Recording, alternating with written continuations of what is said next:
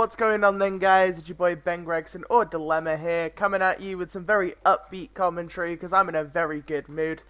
So for those of you guys who aren't part of the Discord, I've taken it upon myself to actually learn a rogue slash tier 2 deck, other than Zephyr, which is a bit weird for me to say personally, considering it's the only deck I've played actively, for the best part of 6 to 8 months now.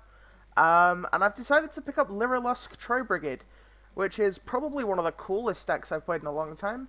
For those of you guys who don't know who I am as a Yu-Gi-Oh player, I had a very long stint with Piper Chaos, so Lyrilusc is something I've messed around with beforehand as an engine in that deck. So I'm going to show you a replay versus exclamation mark, exclamation mark, exclamation mark, exclamation mark. This guy's been on the top of the DB ladder for years now. Versus myself at 674. I've just reached 700 rating, which is decent for me in matches, considering I'm like usually top ladder in singles, but I don't bother with matches too much.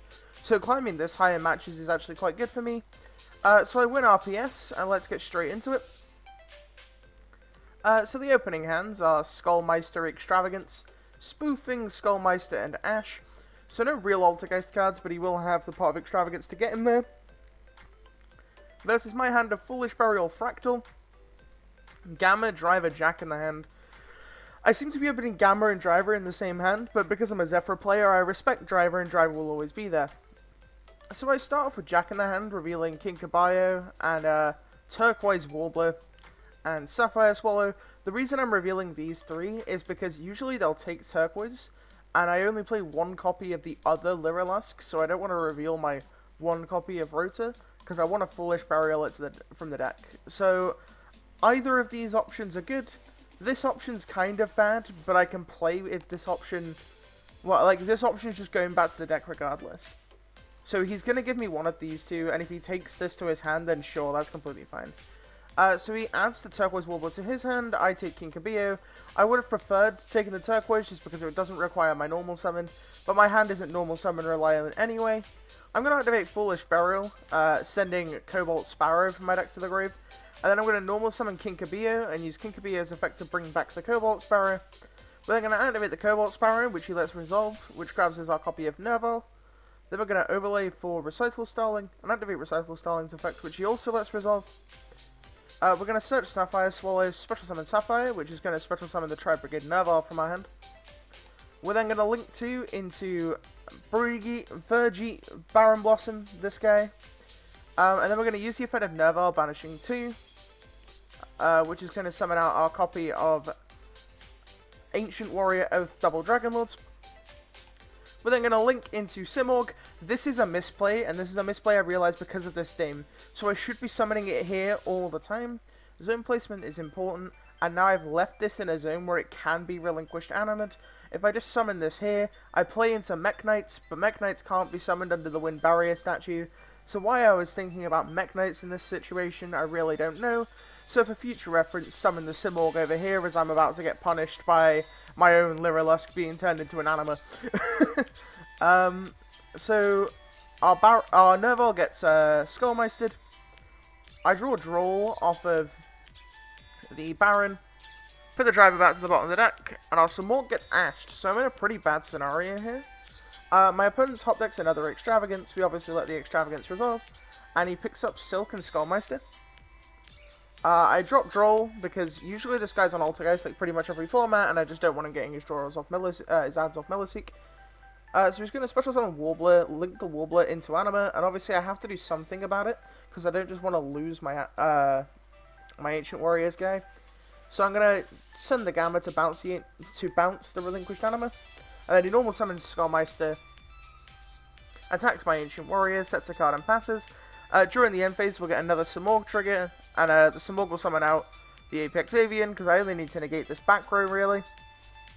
He passes to us, I draw Tenki for turn, activate the Tenki, this will get our Nerval going, and that will just get our engine going to a more significant amount than his Altergeist engine is, so he just scoops it up, and that's completely understandable. So we're moving into game 2, and the opening hands are Marionetta Protocol, Nibiru, Ash, Personal Spoofing. So his hand is very, very powerful in comparison to our Caught by the Grave Nerval, Lightning Storm 1/1 Ash Blossom. So opening Nerval 1-for-1 is very powerful. So we see a normal summon of Marionetta, Marionetta setting a manifestation, setting 2 cards and passing. I draw a second Lightning Storm, so I beat Judgment here as well. Activate Lightning Storm, declaring spells and traps. My opponent activates Spoofing, shuffling back the Protocol. I opt not to Ash the Spoofing here, because if I Ash the Spoofing, he gains value out of a card like Solemn Strike, which, in hindsight, I know he didn't have, because the manifestation's here. But that was my thought process, even though I just forgot that manifestation's here, because I'm just not a perfect player, and apologies for that. So the board gets cleared, and he special summons the Multi-Faker, and I opt to Ash the Multi-Faker. And they're going to activate 1-for-1, ditching Nerval. The 1-for-1 gets Ashed, and I trigger my Nerval. Nerval's going to grab Fractal. So I have two choices. I can discard Fractal and send Kit, and then use Kit to send something else, so I have guaranteed fuel. Or I can just normal summon this Fractal and attack over Multi-Faker, so he has no Hextier access on the follow-up.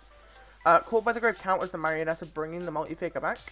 So I take the line where I normal summon Fractal and attack over Faker, simply just to keep my card advantage the same. We're both at 3 cards, and he top decks Mellowseek.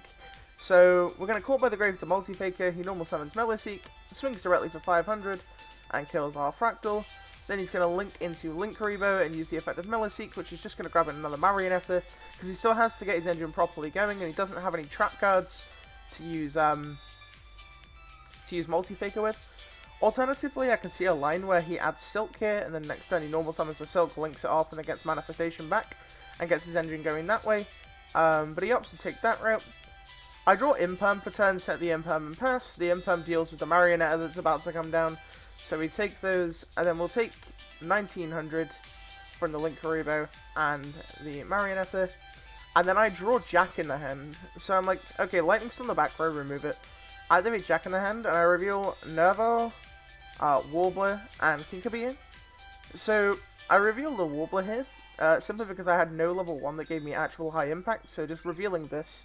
If he takes this, it's cool. If he doesn't take this, it's also fine. I have 2 Winged Beasts engraved, so I can opt to make the Horus Link. So we're in a pretty good position after top decking Jack in the hand. My opponent opts to take Kinkabee, and I realized that giving him the option to take Kinkabee means that I gave him the option to bring back his Mellowseek off of it, which is going to come up. So I take the Nerval back to my hand, normal summon the Nerval, use the Nerval effect, banishing 2, and I opt to summon Harpy Conductor over the Ancient Warriors, simply because I'd rather have the Ancient Warriors still in my extra deck. So the summoning Harpy Conductor just gives me an additional Winged Beast. Then I link into Simorgh. Simorgh attacks the Marionetta. He uses Linkuriboh, and then in the end phase, I Simorgh for Dark Simorgh.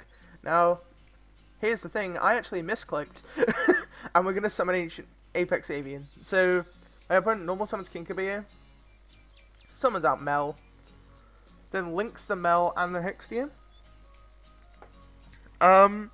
So the reason I opted not to negate the Kinkabee is because if he has, like, personal spoofing or something in his hand, I want to keep the Avian on board to constantly keep myself in the grind game, whereas if he's just committing, like, Kinkabee to the board, it's not too bad.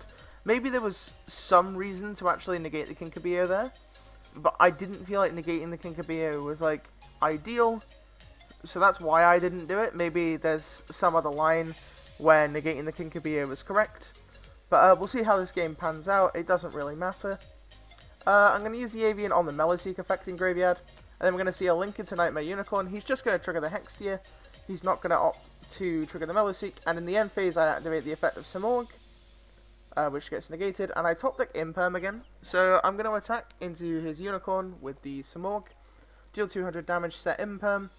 I don't set the Imperm in this column, so he doesn't get a read on the fact that it's Imperm, because if I set it over here, he actually thinks it's Imperm because it's in the same column as the manifestation, so I opt to just set the Imperm here. In main phase 2, we're going to see a summon of Mellowseek, and then a summon of Linkuriboh, and then Mellowseek's going to add Marionetta. During the end step, I'm going to activate Simorgh. Simorgh's just going to summon the Avian from my hand, and then pass play. My opponent normal summons the Marionetta, activates the effect, and I reveal the Impermanence, and he's just going to scoop it up from here. So that was a really cool game. This was actually my very first game playing Lyrilusc Brigade, like the version with the new Blazing Vortex stuff and kit and all that stuff, which didn't come up in this game, but it'll come up in games that I showcase across the week. There is still going to be Zephyr content, don't worry guys, this is just something I want to experiment with and show you that I'm not just a one-trick pony that plays Zephyr all the time. If you did enjoy the video, please remember to like, comment, subscribe. Commenting and subscribing and liking the video is completely free. It shows you supporting the videos, and I really want to hit 1k before the end of the year, so let's do it. Have a fantastic day, guys. Stay hydrated, and peace.